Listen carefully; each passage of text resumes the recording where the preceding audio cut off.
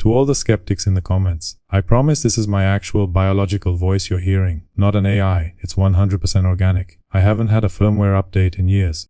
Welcome to the digital coliseum where the lions are lazy, the gladiators wear unwashed hoodies, and the emperor is a man who hasn't seen a vegetable since the Burning Crusade. Please, Asmon, don't report me for this commentary, it's all in good fun. We're talking about Asmongold, the guy who transitioned from the king of Azeroth to the self-appointed philosopher king of the YouTube sidebar. If you've ever sat down to watch a simple tutorial on how to bake bread, and somehow ended up 3 hours deep into a lecture on why the decline of Western civilization is exactly like a botched loot drop, then you have experienced the Asmon effect. It is a masterclass in the do-nothing economy, a hilarious tragedy for anyone who actually went to school for political science. The beauty of the Asmongold methodology is the sheer audacity of it.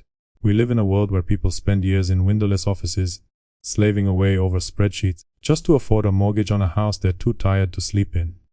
Meanwhile, Zach sits in a room that looks like it's being investigated by the EPA, and performs the ultimate content heist, the reaction video. This is the infinite money glitch of our era. Why would anyone spend 40 hours researching a crisis, interviewing sources, and editing a polished documentary, when you can simply find it and hit play, and pause it every 7 seconds to explain why they are wrong, but also right? It's a digital masterpiece disguised as deep thought. You have to admire the efficiency. Most creators worry about lighting, scripts, and production value. Asmon looks at a camera that probably has a layer of Dorito dust on the lens and says, yeah, this is enough. He has perfected the art of the 1% effort pivot. He isn't creating value, he's extracting it, like an electric pump that happened to be born with a better sense of comedic timing. He takes video and filters them through a mind that has been occupied by mythical mount drop rates for 2 decades.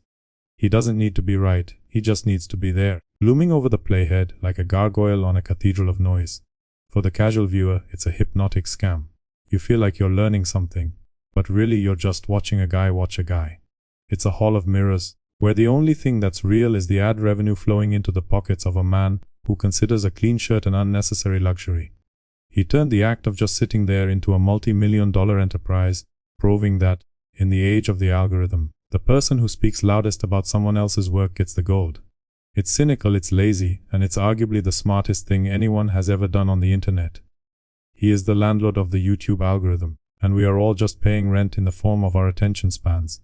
If Asmongold's mouth is the engine of his channel, his eyebrows are the steering wheel, the brakes, and the fuzzy dice hanging from the rearview mirror, we need to talk about the physical performance of the React King.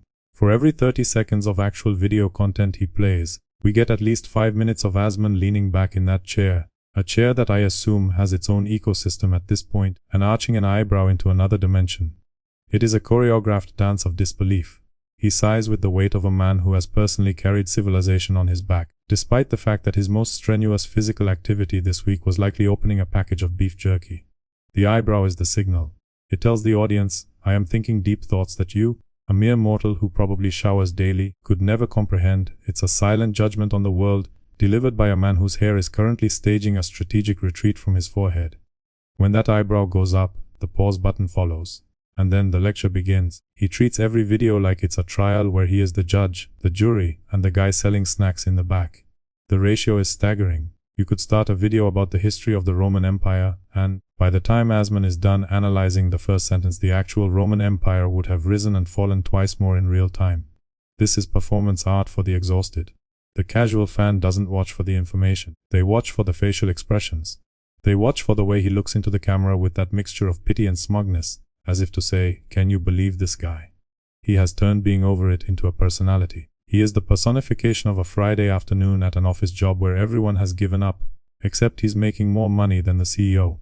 As long as the eyebrow is raised and the sigh is deep enough, the audience is convinced they are witnessing a profound breakthrough, rather than a guy trying to stretch a 10-minute clip into a mid-roll ad-friendly hour. Asmongold's greatest trick is the common-sense smokescreen. He brands every one of his takes as just logic, which is a very clever way of saying, I'm going to ramble for 20 minutes, until your brain turns into mush, and you're too tired to remember what the point even was. It's the ultimate defensive move. By claiming the high ground of common sense, he makes anyone who disagrees with him look like they're arguing against the laws of physics. It doesn't matter if the topic is complex international trade or social psychology. Asmon will boil it down to a simple analogy involving a video game economy, or a lemonade stand, and his audience will nod along like they've just been handed the keys to the universe. There is a delicious irony in a man giving life advice and societal critiques, while living in a room that looks like the before picture in a documentary about hoarders. He preaches the gospel of efficiency and winning, while looking like he hasn't seen the sun since the Obama administration. But that's the draw. To his fans, his lifestyle is proof of his authenticity. He's not a polished expert with a degree and a suit. He's a real guy who tells it like it is. Never mind that telling it like it is usually involves a 20-minute tangent on why everyone except him is an idiot. The common sense defense is a fortress. If you challenge his logic, he'll just tell you that you're overcomplicating things. If you point out a flaw, he'll say you're being weird. It's a conversational dead end, where he is the only one with a map. He has successfully convinced millions of people that the world's most complex problems can be solved by a guy who hasn't left his house in 3 years, provided he has enough Dr. Pepper and a stable internet connection. He isn't out of touch. He's unfiltered. He isn't uninformed, he's unbiased. It's a masterclass in rebranding, and it works every single time. You're scrolling through YouTube, looking for a recipe for a Sunday roast or a video on how to fix a faucet. Suddenly, your screen is invaded by a high-contrast image of a man who looks like he just saw a ghost in a haunted house made of dirty laundry. It's Asmon. His eyes are wide, his mouth is slightly agape, and the text next to his head screams it's over. Is it the global economy?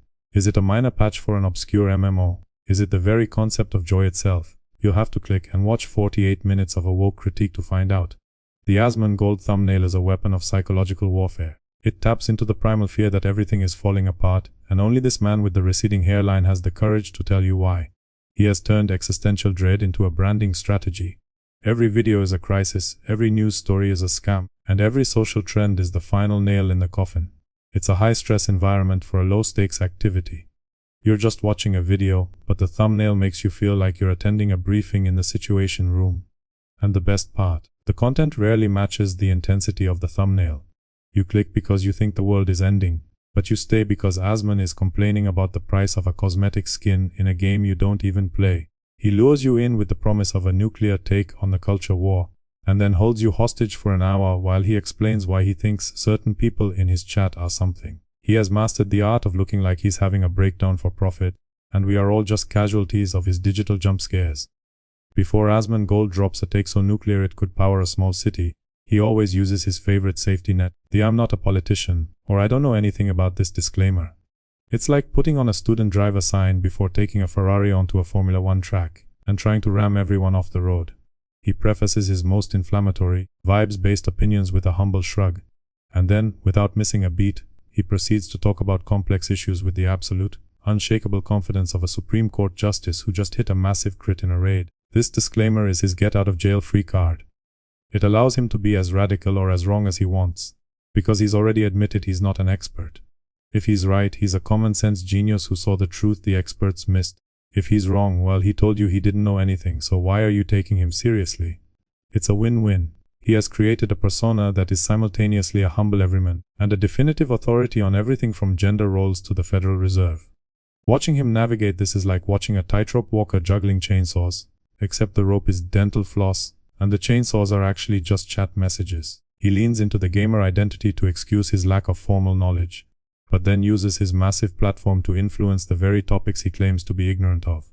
It's the ultimate "I'm just asking questions" routine, perfected for a generation of viewers who are skeptical of institutions and looking for a leader who looks as messy as they feel. Finally, we have to address the heart of the experience, the war with chat. At least half of any given video isn't actually about the topic, it's just him arguing with a random user named GoblinSlayer69. It's a bizarre psychodrama, where a multimillionaire stops everything to yell at a teenager in a basement for having a low IQ take. It's like watching a presidential debate where one candidate keeps stopping to scream at a squirrel that looked at him funny in the front row. These tantrums are essential. They provide the conflict that keeps the viewer engaged. Asmon doesn't just present an opinion, he defends it against the hordes of idiots. By cherry-picking the absolute worst, most nonsensical comments from his chat, he makes himself look like the only sane person in a room full of lunatics. He dominates the conversation by literally muting anyone who offers a coherent counter-argument, all while claiming to be a champion of free speech and debate. For the casual fan, this is pure entertainment, the digital version of a car crash. You can't look away as he gets increasingly red-faced over a 3-word comment from a bot. It creates an us vs them mentality. If you're with Asmon, you're smart.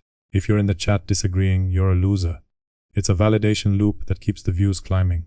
Ultimately, his style isn't about politics or gaming, it's about the thrill of the roast. He tells his audience exactly what they want to hear, that they are the smart ones, the world is a scam, and as long as they stay in their rooms watching him, they're winning.